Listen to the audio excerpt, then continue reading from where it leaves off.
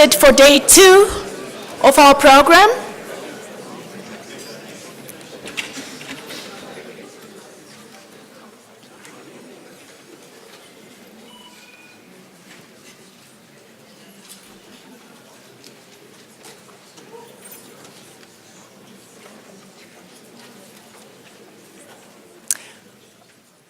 All right, before we progress any further, let me call an official from the ICC to come and do the safety briefing for us. Then we'll get the program underway. Please.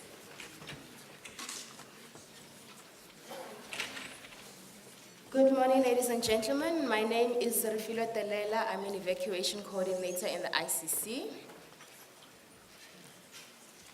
In the unlikely event of an emergency, an alarm will sound throughout the building. Trained responders will give instruction of evacuation.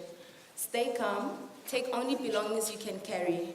Walk in an orderly manner, do not run. Responders will lead you to an appointed area.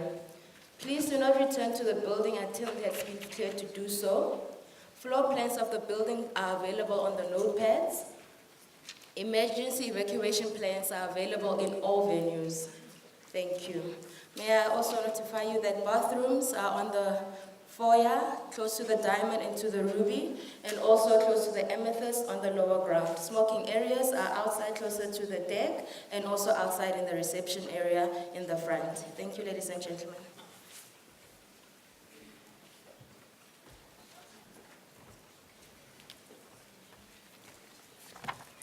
Thank you very much. Colleagues, welcome to day 2 of our program on ideas that work for industrial development.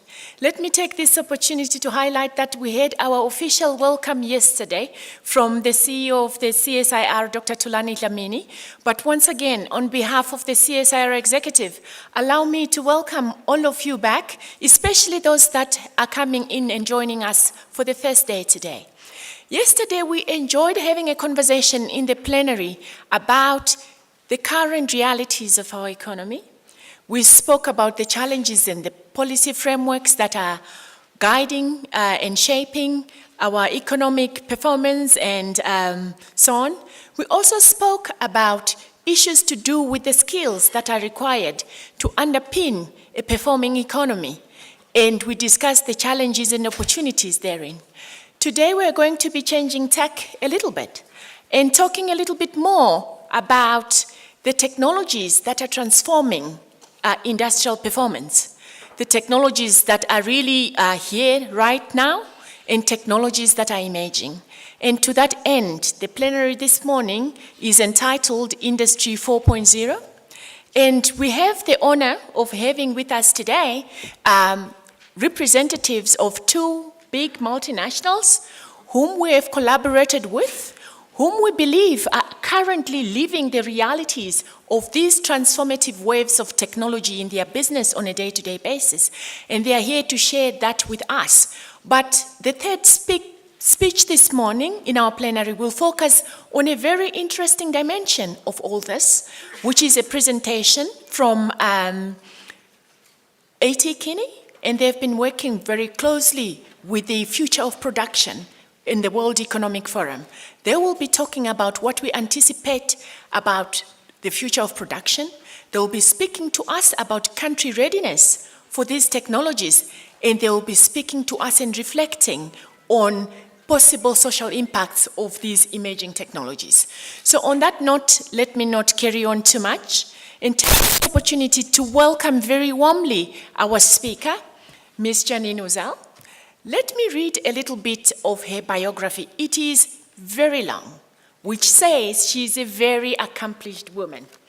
So, Janine Uzel is the head of Women in Technology at General Electric.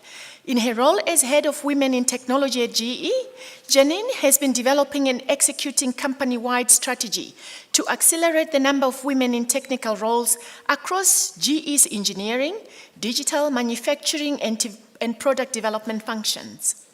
Her scope includes identifying game-changing moves that all technical functions can benefit from, aligning metrics to measure progress, and leveraging global best practice. From a technical perspective, Janine has led a very large portfolio as the global director for external affairs and technology programs with GE Global Research, undertaking all operational and business development models associated with their global research. I think I'll read some of that, but I won't read all of it. She also pioneered quite a lot of work, including the 6 billion rand initiative called Healthy Imagination. And you worked and spearheaded work in the health space and many other of GE's competence areas, in Africa especially, which is why I think we have a special connection with you. And you've also been nominated for so many awards, including the Network Journal's 40 Under 40, including Business Leadership Awards, the 25 most influential Black women in business. I could carry on a lot, including also Believers in Business Ministry Organization. You're a member of that. So a very accomplished woman indeed, talking to us about Industry 4.0 and innovation. Janine, please, let's give her a hearty warm applause.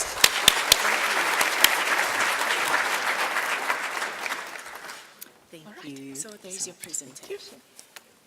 Thank you. It's good to be here. Yes, I am great. Can you all hear me okay? Good morning. My name is Janine Uzel. I'm the person with the long bio, which means that my communications person likes me, and she likes to say nice things about me. That's what that means. And I've done a little bit of work. I've been at GE for 16 years, and I spent almost half of those years based in Africa. I was living in Ghana, and I spent a lot of time in Sub-Saharan Africa leading our rural health strategies, actually building and designing technology and products that we've used in the emerging market. I've also lived and worked in India and spent quite a bit of time in Bangladesh and Indonesia. So I consider myself a global girl, but at the end of the day, I'm an American from New Jersey, and I don't know if any of you even know where that is, and that's fine too. So I'm really excited to have a chance to talk to you all. I'd like to give you just a quick overview about GE and some things that are going on with us as a company, and then I'm going to focus on our work in Africa and share some ideas and some stories that I think will help. So those of you that know about GE, and I have a colleague here that's doing work with CSIR and does quite a bit of work in our energy and our power business. But, oh, that's right, I have a clicker. I forgot about that. Thank you. So we are transitioning, and we're what is considered now we're calling ourselves a digital and infrastructure company. We've shaken off some things, we've picked up some new things. If you've been following us in the news, you know that our former CEO, Jeff Immelt, has just transitioned and left, and John Flannery, who was recently the CEO of our healthcare business, is now the CEO of the corporation. And so we're excited for the plans that John has for us and the strategy that he has for this company. But we're a digital industrial company, and we are really committed to transforming industry by connecting people, data, and machines. And those are the things we want to do. And we're going to stay very focused in doing that, and I'll show you in the GE store how we're transitioning to do that. So this is the GE store. And the reason I want to show you this to you is because as we start to talk a little bit about some of the case studies and the examples that I'm going to give you, I want you to understand that this is how we work internally. We've created this model called the GE store, and you'll see many of our different businesses that are shown in the store there. And the goal is that this is a very unique value that we've created within ourselves. So self-investing, saying everything that we need to find, we're going to create it in our store, and then we're going to transfer that intellect and that technology in and out of each of our businesses. So we just overlap into our businesses, and all of the best practices and the shared knowledge is the way that we grow our company. Now, the central hub of the store is the Global Research Center, similar to what CSIR does here.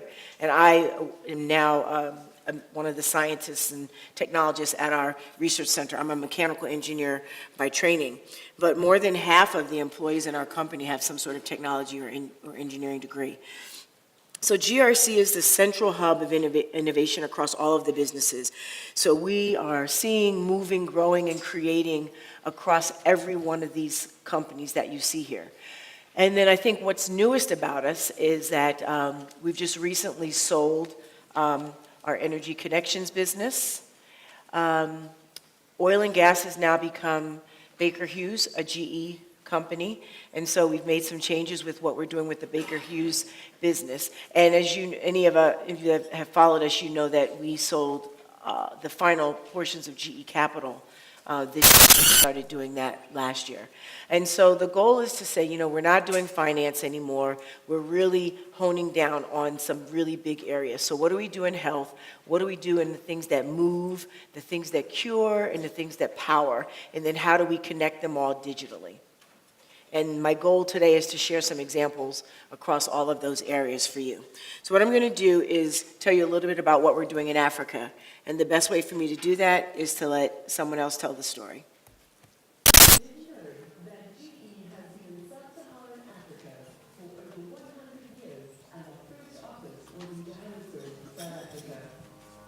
Today, we have over 2,600 employees in 33 sites across Africa, with our biggest operations in Nigeria, South Africa, Angola, Ghana, Ethiopia, Mozambique, and in Kenya, where our headquarters are located. Our businesses in these regions include power, oil and gas, transportation, healthcare, energy connections, and aviation. We have signed a memorandum of understanding with the governments of several African countries to develop infrastructure projects to do sustainable energy solutions, providing efficient and reliable transportation, as well as improving access to quality healthcare. These memorandum of understanding involve significant investments in job creation and human capital development. Our corporate social responsibility program, Kujenga, is aimed at investing in communities where we operate by empowering people with valuable skills, equipping communities with new tools and technology, and innovating ideas that are helping to solve Africa's challenges. For more information on GE in Africa, visit us at www.ge.com/Africa.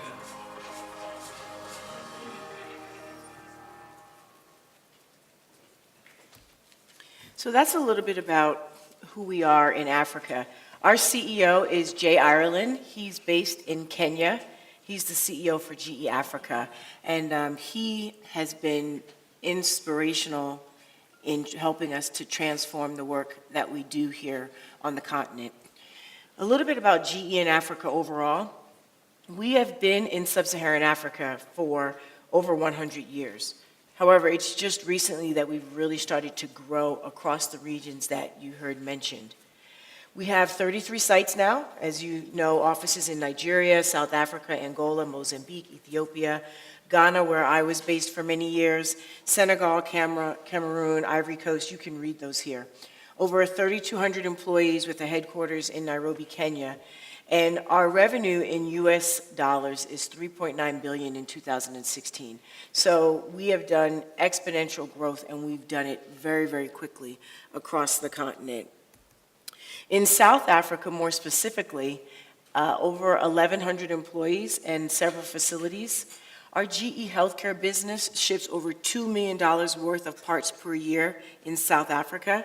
We're investing 700 million rand into skills and subject matter expert development and training here in South Africa. We opened the Africa Innovation Center in Johannesburg last year, had a great opportunity to link what we do in all of our research facilities and to bring that. And for those of you that our partners and spend time with CSIR, you should let us set up a tour for you and come over and visit us at the Research Center and the Innovation Center in Johannesburg. It's a show site. It's meant to share a lot of interactive stories, and you can come there and learn a lot about what we do, but more importantly, what we do in South Africa. Our electrical distribution install base is in 9 power stations, and we've done a ton of work in Transnet. Many of you may know that. I'm going to talk a little bit about that study. So we're really proud of not only what we do in Africa, but I want the group here to know that our commitment to the South African economy and the infrastructure is something that we work, very aggressively towards. So I came in yesterday from London, and I had a chance to be a part of the panel discussion, and we talked with several that I had a chance to meet yesterday about innovation. And so I know a little bit about, I didn't attend a lot of the sessions yesterday, but I was here in the morning. I know you all have been busy. I know you've gone through a lot of things, and hopefully I'm going to be able to add to that. I'll just give you a quick update on Kujenga. Kujenga is our social responsibility for Africa. And the reason I am very proud of this, and I want to put it in every one of the presentations I give, is because as a company, we have a CSR strategy, and it's run through the GE Foundation. And so any work that we do that is external to the company in support of social responsibility is run through the GE Foundation. But when we came into Africa, we really understood the importance of creating something local so that we could support the needs of Africa that were different than the needs that we've seen through the lens of the United States. And so Jay decided to build Kujenga, let it focus specifically in Africa, and to fund it in Africa. So it's the only, this is the only region of the world and the only entity that has a CSR initiative that's outside of the GE Foundation, and that's how important this was to Jay and to our team. So let's talk a little bit about the future of work, and not just from a GE perspective. This is something that we all, I think, should keep our eye on, but I'm just sharing with you a little bit about what Marco Annunziato, who's our chief economist, what he teaches us about the future of work, and then how we should use that future of work to think about how we're designing and building and curing. So I'm hoping that as you all look at this, you'll be able to apply it to your work as well. So when we take a look at the future of work, there's a number of changes that are impacting not only our company, but any of the companies. I think it impacts research entities, it impacts private sector, it impacts academia in all of these different areas. So you've got to identify the balance of trade and where your growth is going to come from, and then be willing to shift in those different areas. So what regions of the globe are showing the state of play and where the greatest growth is going to be? Where you're going to be able to make the greatest impact. What new technologies are arising? This is something we talked about on the panel yesterday with innovation and technology. But what new technologies are going to drive the future of work? For us, we're looking at 3D manufacturing, wearables, robotics. And some of that work we're even doing in partnership with CSIR and working and learning from this group as well. So adopting these new technologies is going to be key to how we work in the future. The physical footprint of the factory floor for those that focus in manufacturing is going to be very important for customers, for engineers, for the entire supply chain. So that's a big part of the future of work. The very definition of the workforce, the human footprint, is also changing. And so that's something that we're definitely taking a look at as a company. How is an organization going to be structured in terms of open sourcing, crowdsourcing? These are things that we've not looked at before as a company. And so we're trying to understand, how do we share that knowledge? How do we create these centers of excellence? How do we determine how we will align with the human footprint that's changing? Another part is the CSR and just globalization and the government piece of this. And how big of a role should an organization change or take on in terms of how we impact policy?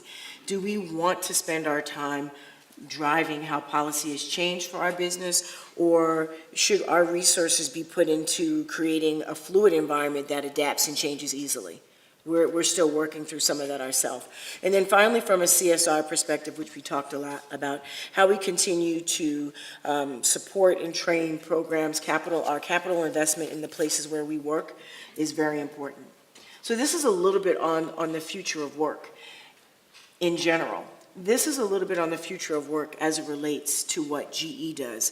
We're focused on 3 innovations that have come to light in our company: the industrial internet, advanced manufacturing, and the global brain. So these are the 3 areas that we're currently looking at for the future of work. Again, the fluidity will cause us to change this at some point.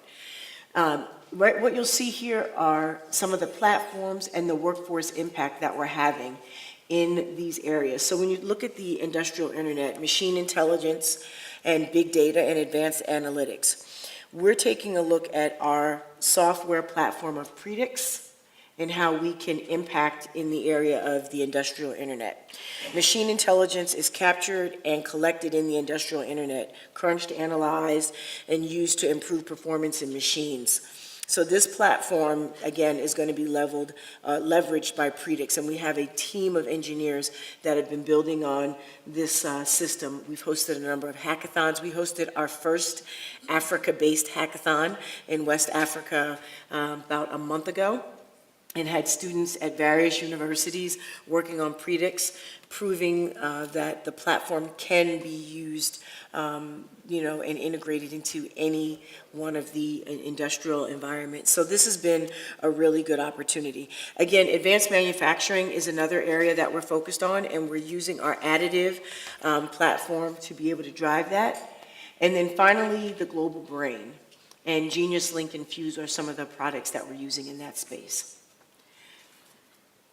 So as I start to kind of wind this up, one of the things that we talked about when CSIR asked us to participate was really what stories could we share, what best practices or what experiences can we share with you, things that we've done in collaboration, things that we've led in that we think can actually help set the stage for innovation, for the work that we're talking about here. And I think this is a great time for us to share this and then to hear back from some of you at some point. We're not taking questions during this talk, but we'll be around today, and I'd love to hear your thoughts. So the first case study that I'm going to share is with one of our customers, a cable customer. And we've tried to highlight so that we can focus on a few different things, and I hope that you can see it. I'm going to look closely at my screen here so that I can read it well. So the challenge that we wanted to meet here with the customer is there was no insight into their real cost and their manual WIP tracking. Now, there are a number of actions that the team started to look at in solutions and outcomes, but we wanted to highlight, one of the larger ones here. So we decided to highlight deploying brilliant manufacturing. And that's one of the areas that we focus on as a company in the future of work. It's one of the things that we brought to the customer and partnered with them on here. And so we really had a chance to take a look at how we optimized our software on their existing equipment on the ground to help improve this process. You'll see the solution architecture that we set up here, but I want to take you to the outcomes, which you can see on the end here, and we've tried to highlight some of the things that we thought were great takeaways. Most importantly, I don't know any manufacturing or customer facility that would turn away from a reduction in waste. So we had an opportunity to do a drastic reduction in waste for this customer, as well as improving their planning and scheduling, which is a part of improving process improvement and, again, a reduction in waste. So we're experiencing this shift kind of in progress. This isn't one of those, well, when we get to the end, we'll see the result. This is a work in progress. We are literally watching this change every day as we see this software work to improve the area. This makes the customer a lot more competitive because without digitization, there's no line of sight to their costs and to their losses. So we're now shining a light on the areas where they're losing and how they can streamline and improve. Anytime we are able to save a customer money, I think that we're doing a great work. Anytime we're able to improve a process that's going to lean out a process, not lean it out in the sense that we're taking away jobs, leaning it out in terms of efficiencies that we can all work better is a part of what we're trying to do. And so this is one of the projects that we had a chance to work on. Let me share another one. Transnet. I love this, the story of Transnet because it's an experience that I had during my whole time in Africa, even though I was in healthcare. We were building this opportunity, and I know just how critical this work is. But the ultimate takeaway here was the throughput target and the work that we did with Transnet on this. I think that one of the greatest stories with Transnet was our commitment to localization. And so we customized our software, and we took it from a North American solution, working in partnership with the technologists and the engineers at Transnet and at GE, and said, what's the solution that's going to work here for South Africa? So we changed the model of the software that we'd been using across the globe so that it would be specific here. And that, to me, is a game changer, being able to take a shift, especially for a big engine like GE. It's not always easy to change, culturally, to change our strategy, but to be able to localize that was really important. We leveraged the local expertise of the Transnet engineers. They were right there with us in partnership for this effective design. And I think the big wow and the big takeaway here is the connection of the teleelectric and the diesel electric. So that's the standout innovation that we're taking away from here. I think it's something that all of our teams should be very, very proud of. And then the outcomes are speaking for themselves. 1.2 million tons, increased throughput, the operation of the longest production train in the world. So how we're going to help Transnet move is something that we're really excited to be a part of. So again, I'm just giving you an overview, but these case studies are super intriguing to me, and I hope they are to you, and I wanted to make sure we talk through them. If you have any questions, maybe afterwards we can have a chance to talk about it. So the last one I'm going to share before I wrap up is Kenya. I worked in the healthcare space most of my career and all of my time in Africa, and so this one I know well. Lack of infrastructure, access, shortage of skilled healthcare. I mean, we've experienced all of this across healthcare. The team that I worked with was specifically focused on the miniaturization of products and solar products. So handheld ultrasound and how we use that in community hospitals, in rural community settings was what we were working on. And then how we trained a task-shifted user to be able to identify very, very basic entities in the womb. So we took a very large, what I like to call like a washing machine box of ultrasound, and we transitioned it into a handheld size product that we then we were able to solar power it, train a task-shifted user to identify placenta previa positioning in the womb, the length of pregnancy, just in the cord positioning. So just the very, very basics of science so that at the end we had a healthy mom and a healthy baby. And now what we're doing with Kenya is taking those same, we've created a suite of products, and now we're training the technologists across Kenya, and we'll eventually be able to do this across Africa, but the training center is there on how to be able to deliver the services and the use on these same products. So a very strong collaborative project with the Ministry of Health.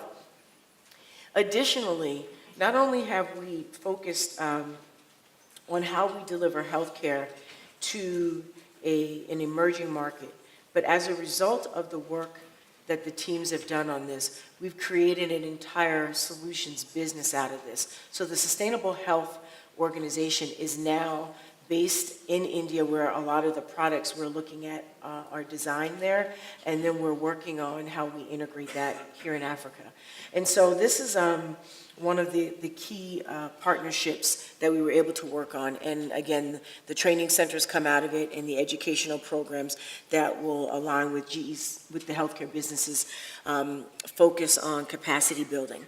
So I'm going to stop here, but I was talking to our economist on kind of the takeaway message, and this is what we came up with, kind of what I'm calling a call to action. So we often hear it said, I don't know if you all hear this, but we hear it all the time, there's so much innovation and there's so little productivity. People tell us that innovation is powerless, that it can't be measured, and that there's no investment in it.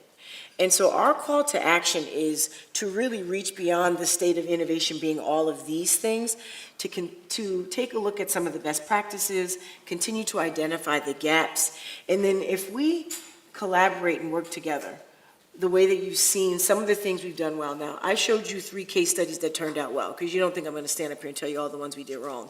But there are plenty that we didn't nail the first time around. But when we work together in science, when we work together with ministries, when we work together even internally within our GE store, we're willing to change our concept, we're willing to be flexible, we're willing to be agile and to take on new thoughts, then our takeaway is that innovation can be incredibly productive.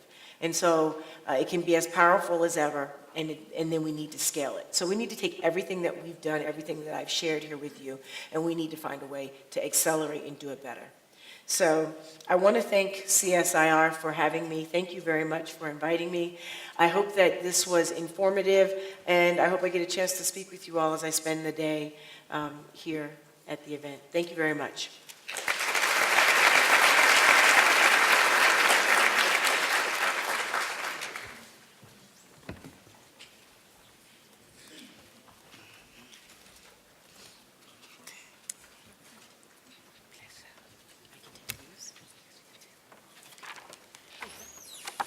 Very good. Thank you very much, Janine, for sharing the GE experience with us.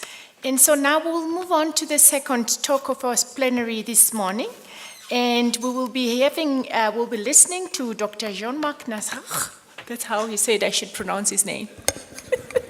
So I had quite a bit of fun doing that. So Jean-Marc, I will not repeat your surname now. I would just like to read a little bit about your very illustrious career.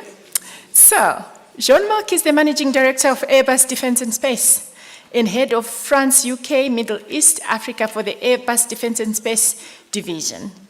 His career has always been, since '86, has been in aerospace, where he has been in charge of developing the image processing business, which he led at the beginning of the 90s. He was named the chairperson and CEO of Flexi Image in Paris in '97, which specialized in image analysis software for intelligence services. And under his leadership, the turnover was really increased 5-fold for that particular organization, Flexi Image. Jean-Marc was promoted to president and CEO of Sport Image in 2001, a business which handled the commercial distribution of sport satellite imageries. In 2005, he joined the European Aeronautical Defence and Space Defense and Security as president of Secure Networks, and then as CEO of the Integrated Systems Unit. He became president of Cassidian SAS and head of Cassidian France and Security Solutions, including secure communications and cybersecurity.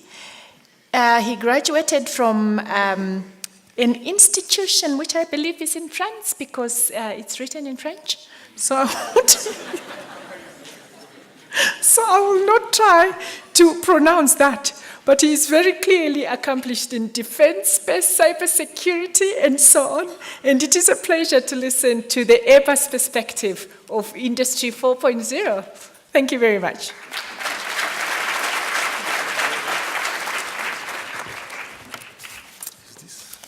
Yes, that one will take you forward and back. Yep. There we go. Hello, you hear me well? Good morning, everyone. Thank you for your efforts in pronouncing my name. Even myself, sometimes I'm struggling with it. Very good. I'm very proud to be having been invited by the CSIR to talk to you today about 4.0 for Airbus Defence and Space and for Airbus at large. I was very inspired yesterday evening with the speech of the Minister, Naledi Pandor, an extremely powerful speech about what it happens and how things should apply to South Africa, which I think I would follow 100% what she said, and my talk today is going to be in link with what happened. 4.0 revolution, the fourth revolution, we have already gone through 3 others before, is something, sometime in our company, people are saying, is it an evolution or is it a revolution? And people feel nothing is really changing. We are all there, we talk to each other, we have emails. Nothing is changing, but it is really changing. And so those who think that nothing is changing should remind what happened at the end of just before the second revolution, actually. I want to share with you 2 quotes of Henry Ford and Lord Kelvin, President of the Royal Society at the end of the 19th century, when Henry Ford said, if I had asked the people what they wanted, they would have said faster horses. That was right before the automobile became a reality for us. And then Lord Kelvin said, heavier than air flying machines are impossible. If Lord Kelvin was right, we would not be there today with Airbus, because this is what we do. And also remember, closer to us, I'm born in 1961, and remember an encyclopedia I had at home at the end of the 60s, which was saying that it would be impossible to make electric watches because it would be impossible to put the battery in a watch, too small. That was in 1969. So statements like that are always proven to be stupid. Sorry for those gentlemen that said that, but it is not, things are always possible and they go faster. Look at what we had in our homes and our pockets at the end of the 80s. We had a phone, big normally. We had an iPod, but this Walkman we were saying at this time. We had the books, nice books in leather, replacing what is Google today. PlayStations, kind of YouTube thing with a screen and a heavy screen with electrical appliances behind it. Email, look, we had a pen. And I just can't remember how we were working at this time, but we were actually. And then we had a navigation system in the form of books in our cars. All this now is in one little box in your hand, and you have all this in a 100-gram device in your pocket. And that's a revolution. It's not an evolution, it is a true revolution. In this room today, there are more than 300 smartphones connected to cloud, interconnected. There are at least 10 Wi-Fi networks working at the same time, and that's a real revolution we need to take into account. So it's a change. I look at these 2. There are 2 shoes, 2 running shoes. The running shoe of the 1980s, nice, and the running shoe of today, which has a sensor into it, connected to your watch, that says that if your shoe is still operating well or if you change it. That watch is connected to the store, and the store will call you the next day and say, sir, your shoe must be replaced. That's a reality. It works today. And that's really scary. I am scared with this, because what does it mean for us? What does it mean for our people? What does it mean for the protection of our private lives? This is a real concern for the long run. So then, digitalization, which is clearly the word which is at the center of the fourth resolution. It's the impact on companies and organizations of the fact that people and things are interconnected anytime, anywhere, for every need. That's digitalization. So as a consequence, a digital company is it's a company that has integrated digital technologies and evolve as an organization level to address digitalization. So when it comes to Airbus, big, arrogant European company, 160,000 employees in the world, making the best airplanes you can imagine. We are in a duopoly with Boeing. We are very, very stable. And in our company, the managers, me included, are in the 50s, late 50s sometimes. We were born before the third revolution. And I have seen a lot of people in my company saying, this is not for us. We do airplanes. Who cares? Yes, we will use the smartphones, we'll do things, but it's not for us. And we started to be very worried about these statements in the last 5 years ago, saying, look, let's look into this seriously now, because it's not a simple case. And we have seen very big companies just missing the turn and losing ground in a couple of years. Look at Kodak. They missed the digital photo, and they are not there anymore. Look at Nokia. Nokia is still there, but remember what was Nokia in the 90s. Remember, the worldwide leader in cellular phone. And they just didn't see these Apple guys coming around with their first iPhone saying that's going to work. So it can work, it can impact very big companies, and we started to realize that if, as a corporation, we don't look into this seriously, we can disappear as well. We don't know what can replace airplanes or helicopters or launchers in the long run yet. But look, if we don't look into this now, and if we don't integrate into our processes, into our way of working, what is digital and how it can help us doing better, we will lose ground. And we decided to take this very seriously in Airbus 10 years ago and started to implement this strongly in the company. With, the driving factor is we have to serve our customers the best we can, first thing. Second, we have to protect our customers and our products. And the big issue behind digitalization, the big issue behind this technology is the security of our networks. And again, if there is something that wakes me up at night, is this problem. Because our companies are so, our societies are so interconnected that if something wrong happens, we will be on our knees, all of us. Companies, organization, anything would not work anymore. And it's too late, there is no way back. We cannot come back to the Stone Age and reuse our old Walkmans and things like that. It will not work.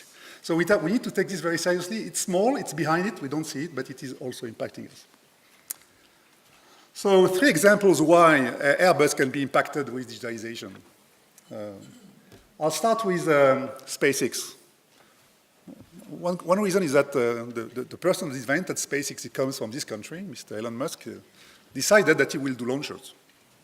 And we said in Airbus, okay, let him try. Might be easy. We've been there for 30 years. He is starting. It will take him 50 years because he can do it. But he did it. SpaceX is launching satellites today with a completely different model. They use reusable launchers. The launcher comes back on the launch pad, which we thought would not make sense economically, but it does. And that was a good wake-up call for us. Things can be done by a private investor, because this is a private investor, and not by a government, and change the way we do things. And we have decided, as a consequence, to create Ariane Group, Ariane Safran Launchers, to integrate all the launching capabilities of Europe into one single company, to reduce the production cycles and deliver the best launchers we can. And we are on our way to have our first launch in 2020 that will be very competitive. That was a good wake-up call from Elon. Thank him here in front of you. It was really good, and we move it. The second one I want to talk about is OneWeb. And here we are part of this venture. We are at the beginning of OneWeb. What is OneWeb? Up to now, in the last 30 years, telecommunication satellites are big, heavy piece of equipment sent into a geostationary orbit at 36,000 kilometers and connecting people through antennas. These satellites are so big, they are all costing between $200 million to $400 million each, expensive the last 20 years, and they have a lot of technology. We decided to see telecommunication in a different way. Why, if we would replace a heavy, expensive geostationary satellite with a constellation of small satellites at a lower orbit that would give the same service, internet for everyone? And we invented together with OneWeb, with our US partner, a constellation called OneWeb. We will be launching 900 satellites in a low Earth orbit, covering the entire planet and giving internet service to all. And the difference with our former business is that each satellite is a few kilos, around 100 kilo. They are like a dishwasher in terms of size, and not anymore so big. But for us, as a company, we will have to produce 3 satellites per day, because there are 900 satellites in orbit. We have 2 years to launch the constellation. 3 satellites per day instead of 5 satellites a year. That was the revolution. And you don't produce 3 satellites a day the same way you do 5 satellites a year. So we had to change completely our production mechanism. We went to see our colleagues of Airbus Commercial that are producing Airbuses, airplanes. They do more airplanes than us, than we do satellites. And they taught us how to integrate our final assembly line to produce the satellites. And guess what? We today have 2 final assembly lines, one in Toulouse, one in Florida, where OneWeb is headquartered. And we are starting production. We will be doing that. And each satellite is going to be cheap enough that we can replace them if they fail. So you launch the constellation and you replace satellites when they're failing one after the other. This is far cheaper than what we did before, but we had to rethink completely the way we do things in our company. And when I was saying at the beginning, evolution against revolution, that was a revolution. You have to explain to the engineers, and I am an engineer, that what he is doing or what she's doing must be changed. And you cannot imagine how a French or a German engineer is convinced that he is the best of the world. They don't want to change. They are resisting to change. And the wake-up call was sometimes very, very tough for us. The last one is more the future. We are talking about, we do flying machines. And the next challenge is to autonomous flying machines to transfer people from one place to another one. Autonomous cars is already a reality today and will be in our streets very soon. We believe that autonomous flying cars will also be a reality, and I am convinced that I will see it before I retire, probably. It will be there. Technically, it is possible today. What is missing is the regulation. Having all those flying machines in the sky at the same time, we need to regulate, because you can imagine that we cannot crash in the sky without consequences. So the regulation has to be done, but it will happen.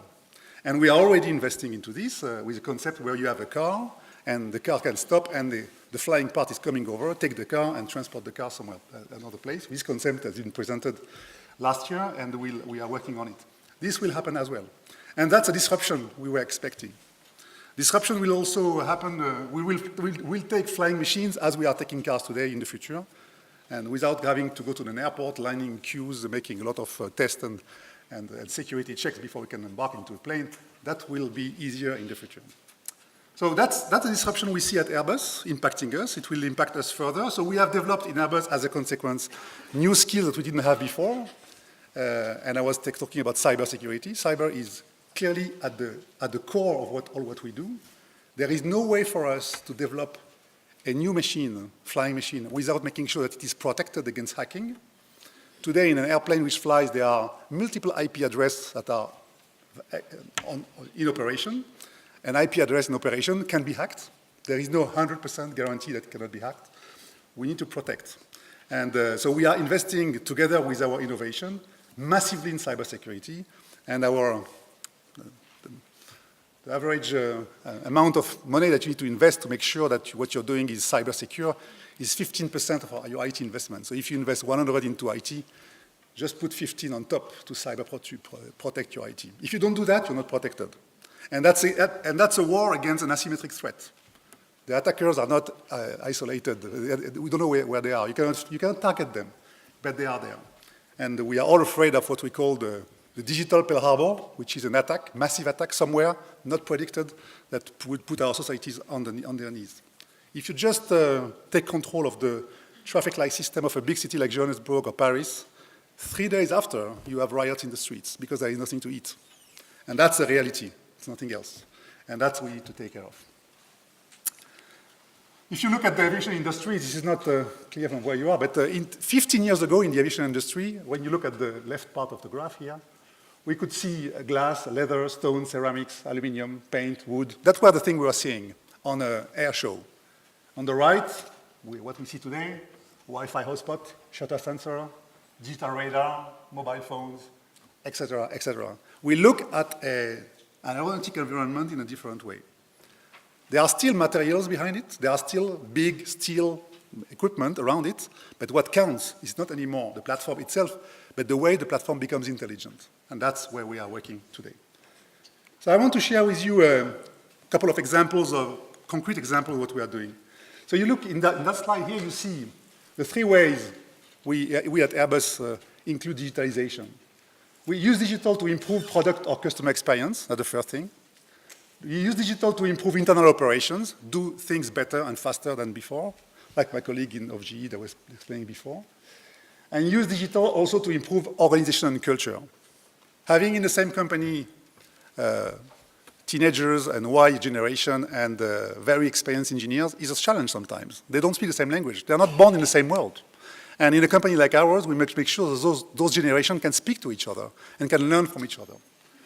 So the first one I'm going to show you is this one at the top, optimized aircraft operation with real-time health monitoring. That is the first one that for me was a real wake-up call. I didn't think we would find so much out of it. So let me go through that one. If you take an aircraft you take a flight of an aircraft from parking to pre-flight operation and taxiing, climbing, cruise, descent, taxiing, post-flight.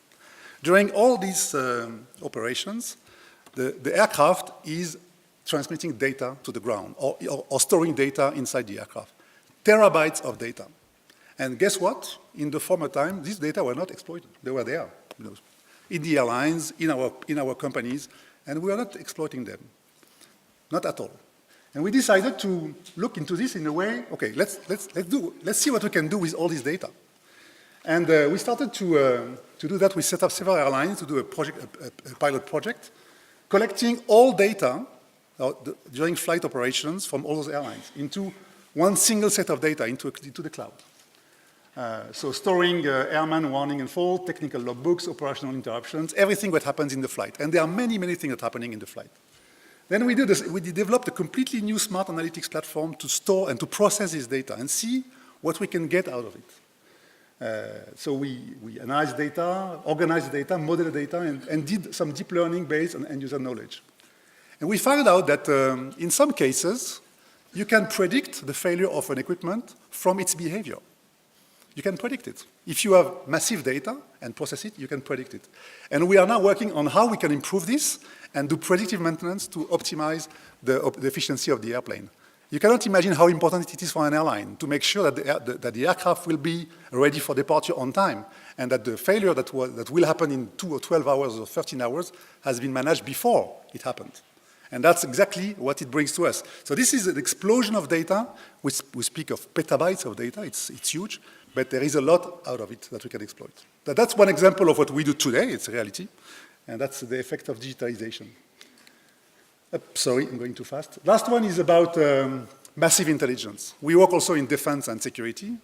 And we are facing, together with our customers, the explosion of data. When you are a security organization and you have sensors connected, you have image data, you have radar data, you have internet data, you have human intelligence. All this is there, available.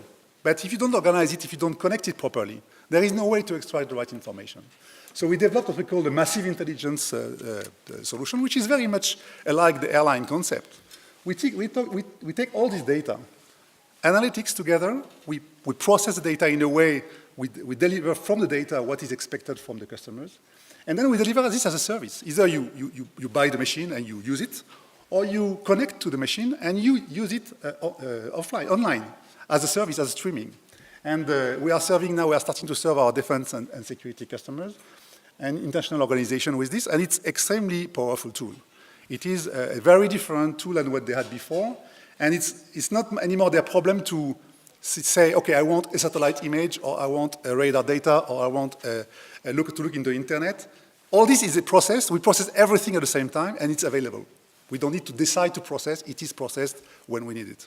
So that's already into operation in our company, and we'll also modify further the way organizations and companies and countries are also managing intelligence. And intelligence is a guarantee of sovereignty. If you master your intelligence in your country, you are a sovereign country. If you don't, you rely on others, and anything can happen. So that were some examples of what Airbus is about in 4.0. Again, back to the beginning, I am truly convinced it is a revolution. Yes, there are risks. Yes, jobs will disappear. Some jobs will disappear. In the beginning of the 20th century, we replaced muscles with machines, essentially. Now we can say that we support brains with machines more, because we don't replace brains, not yet. Maybe it will come, but not yet. It's a different revolution, but it will impact us further. Yes, there will be crisis, because some people will lose their job. But I am convinced that the creation of jobs that will come from this is far bigger than what we will destroy. We'll have to pass the gap, and we'll have some difficulties to pass it, but we will create more jobs. And that brings our organizations and our societies to the need to develop more innovation, develop more training, and it starts at the school. It starts when you are 5 years old. It starts at the beginning. And if you do it right, I am convinced we'll be very successful. And I truly think that CSIR are taking those steps today. They are really ahead of the others into this. And this is why we cooperate with them, and we think that relationship will be bringing to them and to us the best we expect for the future. Thank you very much.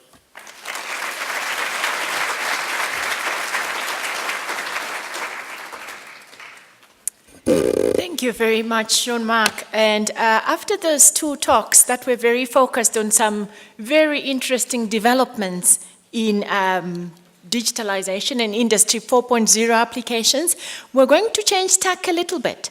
There is a talk, our third talk, that was supposed to be delivered as indicated in our programs by Wim Plessier. It will be delivered instead by Mr. Mark Saunders. Mr. Mark Saunders is a homegrown engineer from the University of Cape Town, and he's been working at AT Kinney, and he has experience in South Africa, West Africa, the Middle East, on several strategy and operations-based topics involving manufacturing companies. And so on that note, let's then listen to our last talk of the morning on shaping the future of production, country readiness and social impact. Mark, please.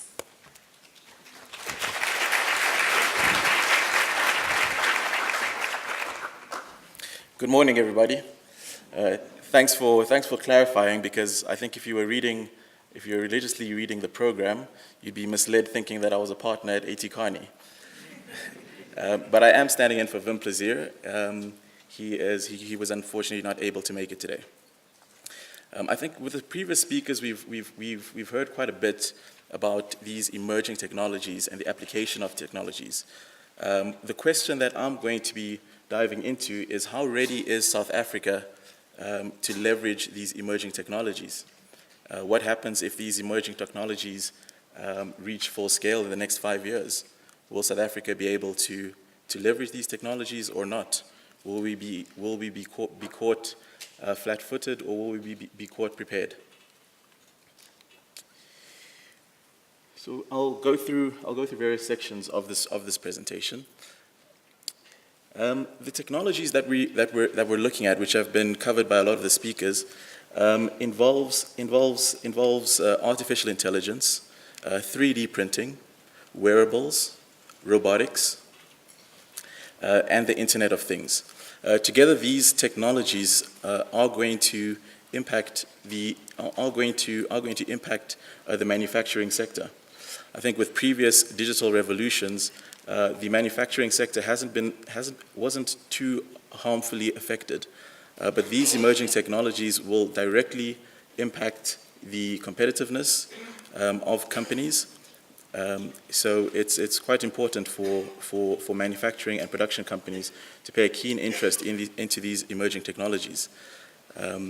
In previous engagements with some companies, they kind of felt a little bit like they were a little bit immune to some of these technology disruptions that will be taking place.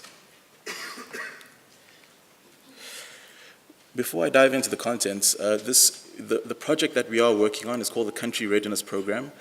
We are working on this project together with the World Economic Forum under the 4.0 projects that are being run by the World Economic Forum. There are 5 projects. One is around the technology and innovation for the future of production, employment and skills, accelerating sustainable production, as well as the country readiness. Within the country readiness band as well, there are a couple of other projects. South Africa is definitely one of the countries of interest for the World Economic Forum, and we'll go into some of the reasons why. So the objective of this project that we are running is firstly to establish a common framework, a common way of understanding how ready countries are for Industry 4.0, a common language that can be spoken between different companies, especially governments and global leaders, to prepare for Industry 4.0. The second is to analytically assess a country's readiness. We may have certain views as to how prepared countries are, but we have applied a very data-driven approach towards determining whether countries are prepared or whether they're not prepared.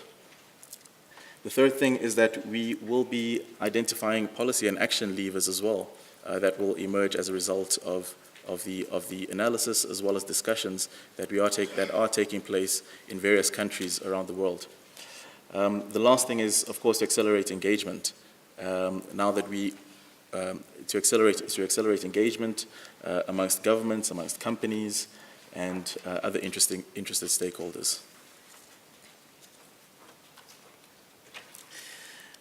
when we talk about the country readiness for the future of production, we're essentially measuring the capability of countries to effectively incorporate emerging technologies into their production processes and value chains. The way we measure this is by looking at, firstly, what are the drivers of production, and secondly, what is the structure of production. The drivers of production are looking at a country's preparedness to capitalize on these emerging technologies across different dimensions. The structure of production is basically the base of production within countries. Of course, the larger and more advanced base that a country does have, the more easily they're able to invest and invest in the take-up of these new technologies. Within the drivers of technology, we look at a couple of sub-elements. We look at technology and innovation. How easy is it to innovate within these countries, and how is that going to change looking into the future? We look at human capital. Of course, people are going to need to pioneer these new technologies within each of these countries and within the companies. We look at global trade and investment, the ability to participate in international trade as well as to attract foreign investment. Countries that are very attractive from a foreign investment point of view can leverage this to invest in these new technologies and their application within the manufacturing sectors. We look at the institutional framework. This is the framework set out by the government, the policies that are in place that assist with the adoption of these emerging technologies. We look at sustainable resources as well as the demand environment. How big is the demand environment for the manufactured goods within these countries? Of course, countries that have a large demand environment, that are major exporters, who have very advanced manufacturing sectors, they're also able to more easily introduce these technologies into their manufacturing processes. When we talk about the structure of production, we not only look at the scale of production, but we also look at the complexity of production. How advanced from a manufacturing point of view is their economy? What is the manufacturing value add as a percentage of gross domestic product? If we take it a step more detailed, we have looked at about 86 metrics, and I won't go into all of them, and not all of them are shown on this slide. But if we look at technology and innovation, like I mentioned, we look at the current technology platform characterized by the availability and use of ICT, digital security and data privacy, and a range of other metrics that characterize the current technology platform. But then again, how easy or difficult is it to innovate within those countries, and how is that going to change within the next couple of years? The same thing with human capital, looking at the existing labor force as well as the future skills that are produced within these countries. The same thing with global trade and investment, looking at the current trade environment as well as the future investment profile of these countries. The institutional framework, we look at government as well as innovation and quality protection, IP protection being very important as well. Sustainable resources, the current base of resources that are used within these countries, as well as how sustainable these are looking into the future. The domestic market environment, this as well, I think I just touched on this previously, as well as the structure of production. Taking all of these data points into consideration and individually weighting them in a certain way that gives us a good picture as to a country's readiness. We then plot these results onto a matrix. So on the y-axis we're looking at the drivers of production, and on the x-axis we're looking at the structure of production. There's four quadrants or four groups of countries. The global leaders, which are on the right-hand side, these are countries that have a very strong base to start with. They have a very advanced manufacturing sector. and they're very well positioned for the future.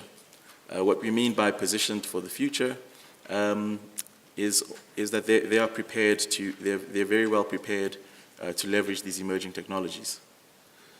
Below them, we have the legacy champions. These are countries that have a very strong manufacturing base, but are somewhat falling behind in terms of the adoption of these emerging technologies.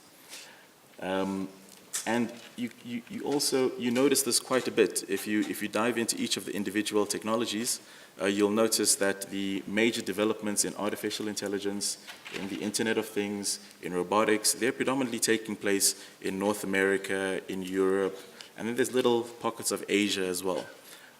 So some countries are definitely more prepared and are already innovating and driving these technologies. On the top left-hand side, we have the high potential countries. These are countries that have a very small current base. This could either be due to the size of these countries, as well as how advanced they are from a manufacturing value add. But they are, despite this, they are very well positioned for the future. They have set the right institutional frameworks, but they are inhibited by the fact that they are very small economies. Then we have the followers category, which is countries that have a very limited manufacturing base and are also underprepared for Industry 4.0. Before I go into the next slide shows a map of all of the countries and where they fit into this matrix. Any guesses where South Africa would fit into this matrix?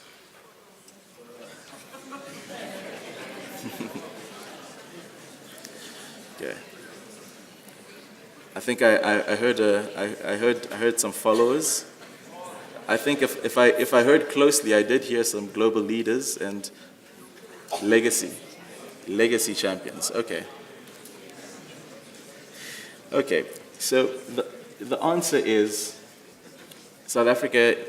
Based on our preliminary results, South Africa is in the followers category. However, if you look at its positioning, South Africa is very positioned to the intersection of all of these different quadrants. So it's quite a unique position in the sense that it's relatively easier for South Africa to flip into one of the other quadrants. So as much as South Africa is categorized as being in the followers category, it's very much at the edge of being in the followers category. The USA, Germany, Switzerland, Singapore, these are regarded as global leaders. Like I mentioned as well, they are not only prepared to integrate these new technologies, but they're also pioneering the development of these technologies. You have some of the countries that have relatively small bases, but do have the right framework to adopt these technologies, and also the right investment climate as well. Countries such as Australia, the United Arab Emirates. If you look at the legacy champions, you have India. I think China also. China is not shown here, but it does fall within this area. And then you have the followers. Unfortunately, if you also look at the colors, you'll see that there's a lot of blue. Blue is Europe, as well as there's a lot of blue. There's a lot of red. Red is more on the right, towards the right bottom hand side, which is sub-Saharan African countries that are mapped, being classified as being followers. What's also very interesting is if you look at the black line, it can be regarded as, let's call it the best fit curve. Countries that are below this line are countries that are underprepared. Countries that are above this line are countries that are, oops, I'm going too fast, are countries that are overprepared. If you also look a little bit deeper into the slide, you'll see that the countries that are rather underprepared are somewhat the countries that have benefited from other areas of competitiveness, such as low wages. The countries that are over-prepared are countries that don't have that benefit. Industry 4.0 is, and the countries that don't have the benefit of low wages and that don't have the benefit of low wages, they are predominantly the countries that are seeking to regain their competitiveness through the adoption of these new technologies. If you have robots installed into your factory, unfortunately, to some extent, it does take the place of some employees. But also, the design philosophy of working with robots is not necessarily the way it is today, where robots work completely separate from human beings. Robots work in cages. The design philosophy going forward is that there's going to be a lot of interaction and collaboration with robots. They're becoming safer to interact with. They're becoming more accurate. So that does have elements of a little bit of substitution of people, but also does have elements of upskilling of people. You will need better capabilities to deal with, to handle these robots, to give instructions to these robots. So it's quite an interesting finding that these countries are over-investing because their manufacturing sectors stand to regain competitiveness. But it's also a signal to the countries below this line that their competitiveness looking into the future is under threat. I guess South Africa is in a bit of a limbo situation. It isn't in a very clear position, and some could say that it's waiting to move. Mark, we are intrigued by that map. It's the chair in the corner here. Can you come back to it? Because China is the second largest economy and we don't see it anywhere in your map. Did you chicken placing them any place, or what is the story there? The exact position of, okay, so we didn't purposefully hide it because I know China is obviously a point of interest these days, but it is one of these dots. I can't say it is one of these dots. I think China is this dot here, to be honest. And the reasoning for this is, although China has had an increasing base of manufacturing, but if you compare China to, let's say, a country such as Japan, China is not necessarily at the forefront of some of these emerging technologies. If you look at artificial intelligence, robotics, 3D printing, these are mostly being pioneered by the USA, Europe, and then some would even argue that Japan is being more pioneering than China. But I think that is something that is an interesting point, and it is probably going to change.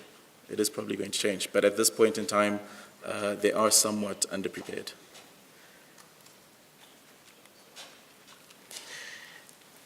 So, given that South Africa is classified as being in the followers category, but not a strong follower, let's say, but they are in the followers category.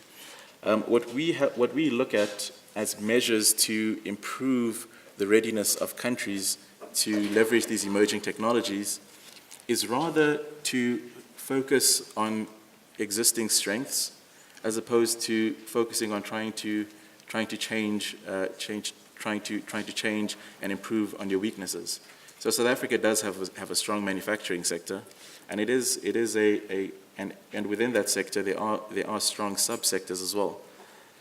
So for countries within the follower sector, it makes more sense to focus on the strengths and to prepare those strengths for the adoption of these emerging technologies.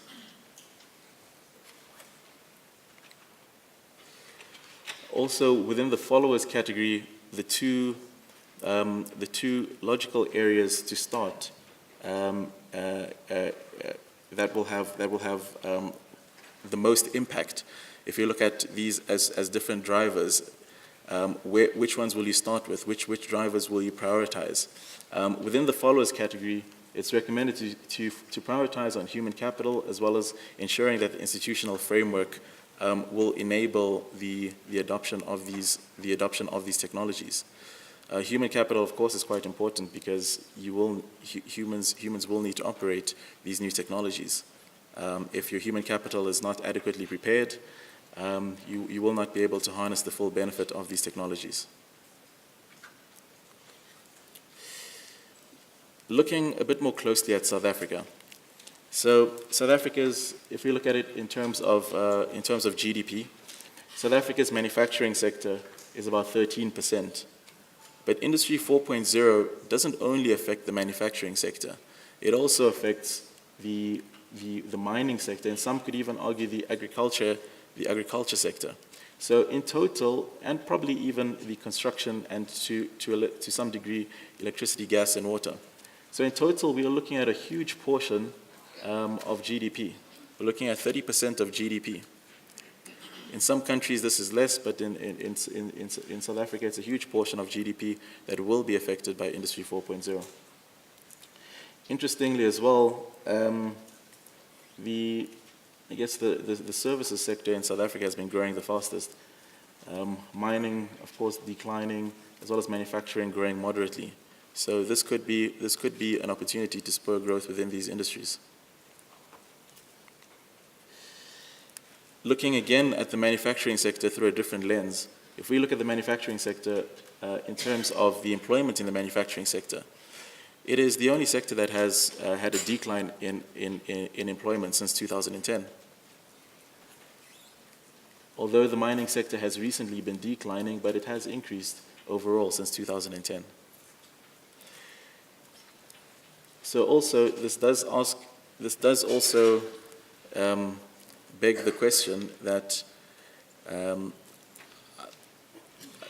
these technologies, there usually is almost the elephant in the room that these technologies are going to result in job losses.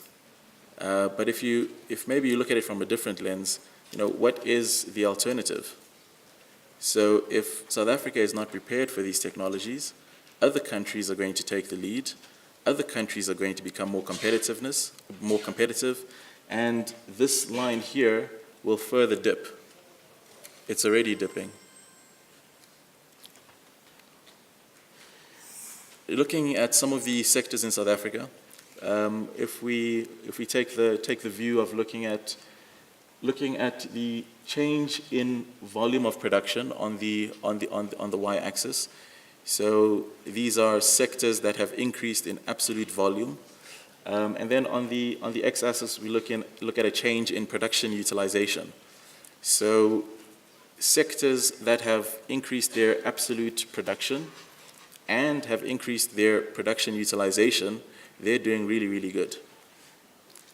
Sectors that have decreased their absolute production and as well as their utilization, these are the sectors that are really suffering in South Africa. And if you look at these results, I think it is quite obvious, as well as if you look at the news headlines over the past years. The textile sector has been badly impacted. The steel sector has been badly impacted, as well as the furniture and other manufacturing. This is predominantly due to the substitution of imports. It is harder to compete.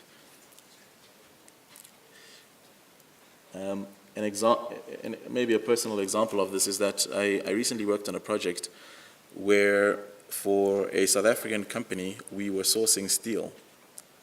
And one of the options was to purchase steel locally. The other option was to purchase steel from China, from Japan, from Germany. And we didn't really know the answer, and we had to build some models to determine the answer. We dived into each of the we basically modeled out their production as well as their production costs. Although South Africa, we do have natural benefits such as the low cost of raw materials.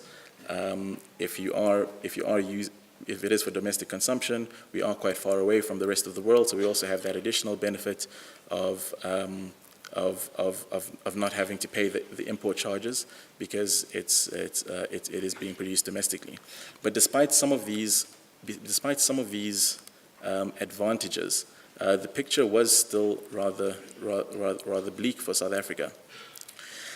Some of the steel plants in other areas of the world, they serve bigger markets. They operate at larger scale. A lot of them are also recently built, so they have better technology. They're more efficient.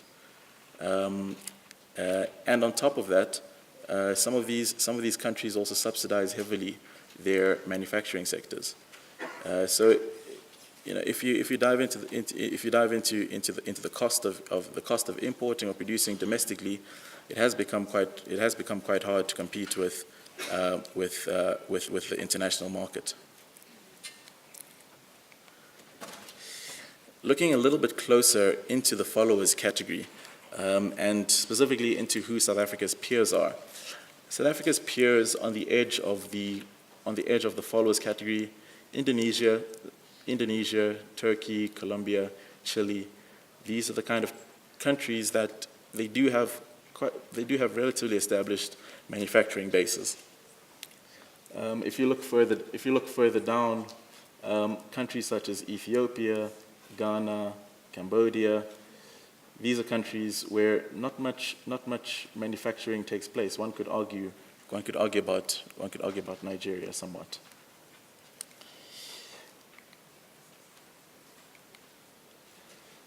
So where does this leave us in terms of our preparedness? South Africa is, as I mentioned, in limbo somewhat. Looking a bit closely at the manufacturing sector, there are certain strengths that South Africa's manufacturing sector has. It is well established. There is a well-developed and efficient supporting infrastructure. There are good roads. There are good warehousing facilities, etc. There is a good presence of a large number of multinational companies within South Africa. This also assists with information sharing, as well as proximity to growing African markets. That is also a strength. Some of the weaknesses we have seen that there is a rising cost of production, relatively low levels of productivity. Some argue that there is a lack of highly skilled labor, as well as there is somewhat of an uncertainty in terms of the government's policy. The threats that we are currently seeing negatively impact South Africa: competition from some of the low-wage and high-productivity nations. There has been a slower in demand. We do know that there has been some volatility in terms of labor unrest as well as political and currency fluctuations. But on the positive side, there are opportunities. Industry 4.0 definitely is an opportunity for South Africa's manufacturing sector to regain competitiveness, but it is in need of strong direction as well as coordination. South Africa is also quite well positioned to the rest of African markets to actually piggyback on some of their growth as well, as well as the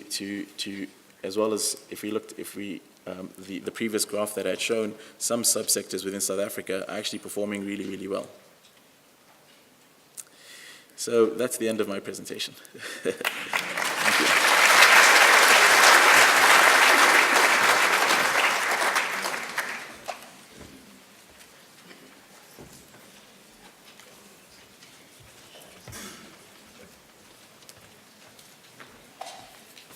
Thank you very much to our presenters this morning, colleagues. I think you would agree with me that that was a set of very insightful talks. So I think if you would indulge me, let's give another very warm round of applause to the three presenters.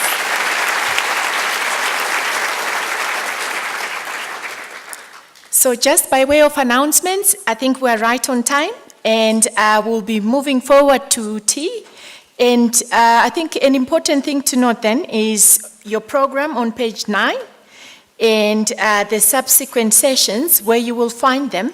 And today you will also note that we do have tours to specific facilities that you can enjoy. So you follow the program and look for the details. For example, the Biomanufacturing Industry Development Center tour, page 34 for details of how you get there.